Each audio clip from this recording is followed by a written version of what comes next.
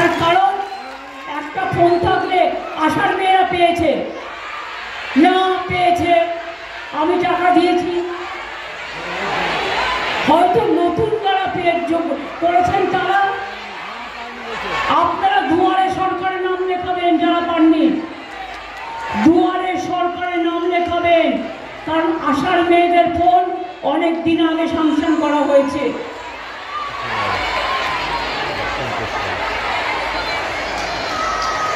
কি হয়েছে?